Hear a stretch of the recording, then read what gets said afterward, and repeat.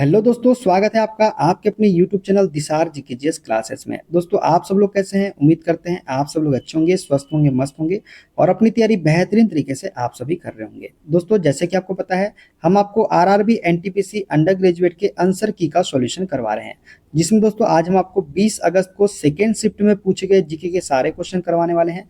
जितने भी ALP technician, group D, NTPC के स्टूडेंट है, इस वीडियो को जरूर देखिएगा।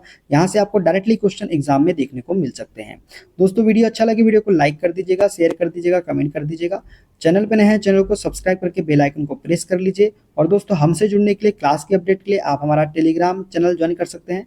टेलीग्राम चैनल का लिंक मैंने डिस्क्रिप्शन बॉक्स में आपको दे दिया है। चलिए दोस्तों, देर न करते हुए स्टार्ट करते हैं आज का अपना सेशन। भारत में DBW 371 करण वृंदा, DBW 303 करण वैष्णवी और DBW 187 करण वंदना किस फसल की किस्में हैं? दोस्तों, भारत में DBW 371, DBW 303 और DBW 187 जो है, ये गेहूं की फसल किस्म है। किसके? गेहूं की किस्में हैं। देखते हैं अगला क्वेश्चन। कौन सा अनुच्छेद राष्ट्रपति को सामाजिक और शैक्षणिक रूप से पिछड़े वर्गों की स्थिति की जांच के लिए एक आयोग नियुक्त करने की अनुमति देता है? तो अनुच्छेद 340 जो है दोस्तों, ये राष्ट्रपति को सामाजिक और शैक्षणिक रूप से पिछड़े वर्गों की स्थिति की जांच के लिए एक आयोग नियुक्त करने की अनुमति देता है। तो सी इसका करेक्ट आंसर हो जाएगा। देखते हैं अगला क्वेश्चन। किस राज्य में वास्तविक कार्यकारी प्रमुख के रूप में कौन कार्य करता है? दोस्तों, किसी राज्य में वास्तविक कार्यकारी प्रमुख के रूप में मुख्यमंत्री कार्य करता है। कौन कार्य करता है? मुख्यमंत्री। देखते हैं अगला क्वेश्चन। चागोस द्वीप समूह के भविष्य के संबंध में किन दो देशों ने 22 मई 2025 को एक समझौते पर हस्ताक्षर किए हैं? चागोस द्वीप समूह के भविष्य के संबंध में यूनाइटेड किंगडम और मॉरिशस गणराज्य ने जो है दोस्तों 22 मई 2025 को एक समझौते पर हस्ताक्षर किए हैं। निम्नलिखित में से कौन सी योजना सभी मौसमों के अनुकूल सड़कों के माध्यम से ग्रामीण कनेक्टिविटी प्रदान करने पर केंद्रित है? तो प्रधानमंत्री ग्राम सड़क योजना जो है दोस्तों, ये सभी मौसमों के अनुकूल सड़कों के माध्यम से ग्रामीण कनेक्टिविटी प्रदान करने पर केंद्रित है। देखते हैं अगला क्वेश्चन। निम्नलिखित में से किसने मई 2025 में अंतर्राष्ट्रीय शूटिंग स्पोर्ट्स फेडरेशन जूनियर विश्व कप जर्मनी में भारत का पहला स्वर्ण पदक जीता? तो ये जीते कनक ने। किसने जीता? कनक ने। कहा? जूनियर विश्व कप जर्मनी में भारत का पहला स्वर्ण पदक जीता। किसने? कनक ने। देखते हैं अगला क्वेश्चन। तेलंगाना सरकार द्वारा लागू अनुसूचित जाति आरक्षण का युक्तिकरण अधिनियम 2025 के अनुसार अनुसूचित जाति के लिए 15% कोटा के भीतर ग्रुप 2 को कितने प्रतिशत आरक्षण मिलेगा? तो ये मिलेगा 9% का आरक्षण। कितने परसेंट का? 9% का। देखते हैं अगला क्वेश्चन। यूजर द्वारा MS विंडोज डेस्कटॉप के रिक्त क्षेत्र में राइट क्लिक करने पर क्या होता है? तो दोस्तों, यूजर द्वारा MS विंडोज डेस्कटॉप के रिक्त क्षेत्र में राइट क्लिक करने पर व्यू एंड डिस्प्ले सेटिंग वाला एक कॉन्टेक्स्ट मेनू ओपन होता है। क्या होता है? व्यू एंड डिस्प्ले सेटिंग वाला एक कॉन्टेक्स्ट मेनू ओपन होता है। देखते हैं अगला क्वेश्चन। राज्यसभा के बीच राज्यसभा के सीटों के आवंटन संबंधी प्रावधान भारतीय संविधान की किस अनुसूची में दिए गए हैं? तो ये दिए गए हैं दोस्तों चौथी अनुसूची में। किसमें? चौथी अनुसूची में। सांस लेते समय फेफड़ों का आयतन मापने के लिए किस उपकरण का उपयोग किया जाता है? दोस्तों, सांस लेते समय फेफड़ों का आयतन मापने के लिए स्पाइरोमीटर का उपयोग किया जाता है। किसका उपयोग? स्पाइरोमीटर उपकरण का उपयोग किया जाता है। 2025 मोबो अवार्ड्स में 3 बार सर्वश्रेष्ठ पुरुष अभिनय का पुरस्कार जीतने वाला प्रथम कलाकार कौन बना? तो सेंट्रल सी जो है ये 2025 मोबो अवार्ड्स में 3 बार सर्वश्रेष्ठ पुरुष अभिनय का पुरस्कार जीतने वाला प्रथम कलाकार है। देखते हैं अगला क्वेश्चन। निम्नलिखित में से किस क्षेत्र में बैंकिंग, संचार और परिवहन शामिल है? तो तृतीयक क्षेत्र में जो है ये बैंकिंग, संचार और परिवहन शामिल होते हैं। देखते हैं अगला क्वेश्चन। मई 2025 में फॉर्मूला 2 रेस जीतने वाले निम्नलिखित में से पहले भारतीय ड्राइवर कौन बने हैं? तो कुश मैनी जो है दोस्तों, ये फार्मूला 2 रेस जीतने वाले पहले भारतीय ड्राइवर बने हैं। देखते हैं अगला क्वेश्चन। ई कॉमर्स प्लेटफॉर्म पर वॉकी टॉकी सहित रेडियो उपकरणों की बिक्री को विनियमित करने के लिए 2025 में नए दिशा निर्देश किस संगठन द्वारा पेश किए गए? तो ये पेश किए गए केंद्रीय उपभोक्ता संरक्षण प्राधिकरण CCPA के द्वारा। किसके द्वारा? केंद्रीय उपभोक्ता संरक्षण प्राधिकरण के द्वारा पेश किए गए। देखते हैं अगला क्वेश्चन। केंद्र सरकार ने मई 2025 में इथेनॉल उत्पादन के लिए भारतीय खाद्य निगम से कितने मिलियन टन अतिरिक्त चावल के लिए आवंटन को मंजूरी दी है?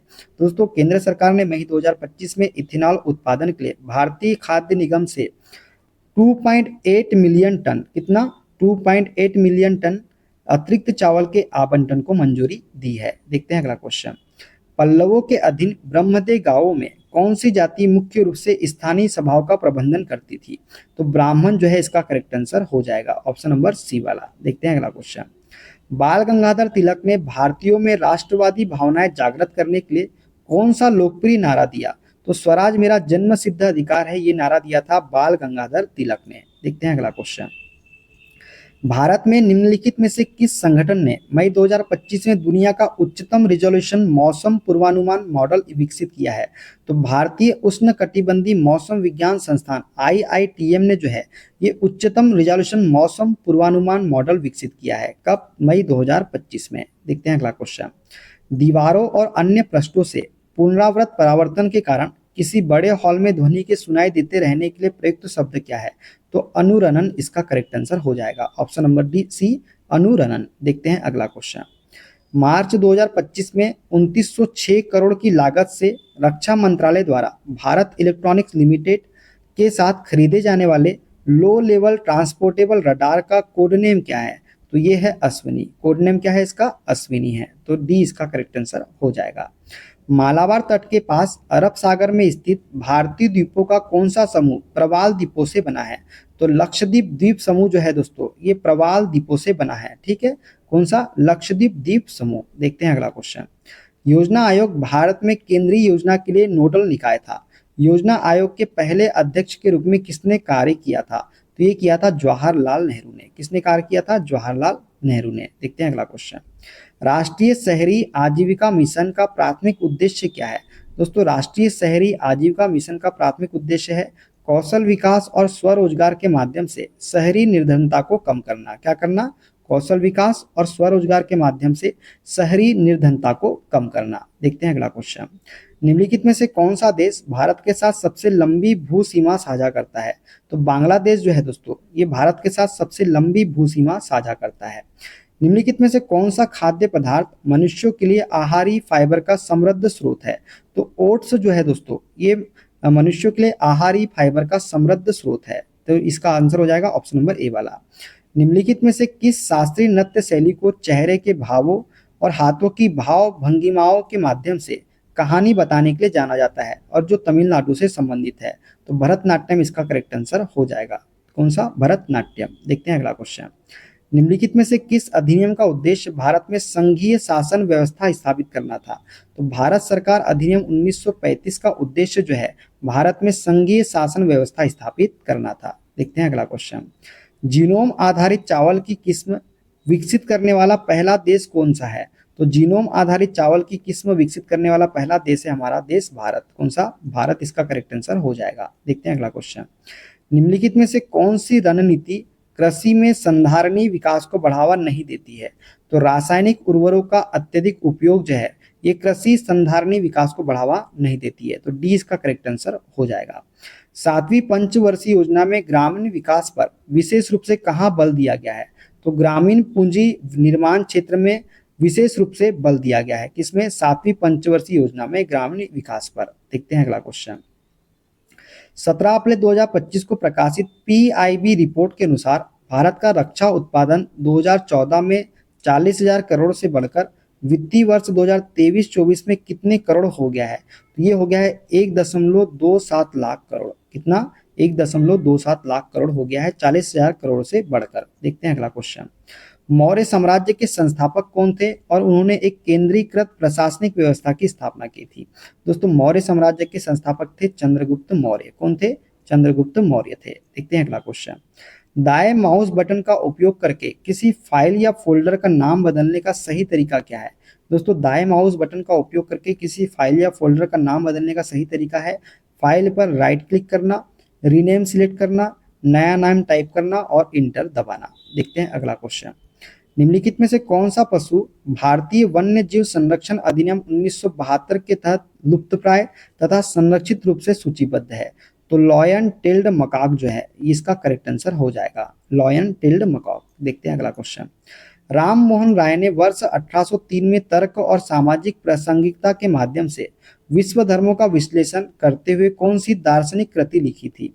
तो तुहफात उल मुवाहिद्दीन जो है ये कृति लिखी थी किसने? राजा राम मोहन राय ने। देखते हैं अगला क्वेश्चन। रक्षा अनुसंधान एवं विकास संगठन डीआरडीओ द्वारा गणतंत्र दिवस 2025 पर प्रदर्शित रक्षा कवच का प्रणाली का प्राथमिक उद्देश्य क्या है? तो रक्षा कवच प्रणाली का प्राथमिक उद्देश्य है बहुस्तरीय रक्षा सुरक्षा। क्या है? बहुस्तरीय रक्षा सुरक्षा। देखते हैं अगला क्वेश्चन। भारत के हम्पी में स्थित हजार राम मंदिर की स्थापना सबसे पहले किस काल में की गई थी? दोस्तों भारत के हम्पी में स्थित हजार राम मंदिर की स्थापना जो है ये 15वीं सदी की शुरुआत में की गई थी। कब की गई थी? 15वीं सदी की शुरुआत में। देखते हैं अगला क्वेश्चन। राज्यपाल के संबंध में सरकारिया आयोग की एक अनुशंसा क्या थी? तो राज्यपालों के संबंध में सरकारिया आयोग की अनुशंसा थी राज्यपालों को पक्ष निरपेक्ष होना चाहिए। क्या होना चाहिए? पक्ष निरपेक्ष होना चाहिए। देखते हैं अगला क्वेश्चन। काम की न्याय संगत और मानवीय स्थिति सुनिश्चित करने तथा मातृत्व राहत का प्रावधान भारतीय संविधान के किस अनुच्छेद के अंतर्गत आता है? तो दोस्तों काम की न्याय संगत और मानवीय स्थिति सुनिश्चित करने तथा मातृत्व राहत का प्रावधान जो है ये भारतीय संविधान के अनुच्छेद 42 के अंतर्गत आता है। किसके अंतर्गत? अनुच्छेद 42 के अंतर्गत। देखते हैं अगला क्वेश्चन। मई 2025 में किस भारतीय संगठन ने माउंट कंचनजंगा पर विजय प्राप्त करके हर शिखर तिरंगा मिशन को सफलतापूर्वक पूरा किया? तो ये किया राष्ट्रीय पर्वतारोहण एवं साहसिक खेल संस्थान ने। किसने? राष्ट्रीय पर्वतारोहण एवं साहसिक खेल संस्थान ने माउंट कंचनजंगा पर विजय प्राप्त करके हर शिखर तिरंगा मिशन को सफलतापूर्वक पूरा किया था। तो दोस्तों ये थे आज के सारे क्वेश्चन। वीडियो कैसा लगा कमेंट बॉक्स में जरूर बताइएगा। मिलते हैं अगले वीडियो में। अपना ख्याल रखिए। Okay bye bye, take care.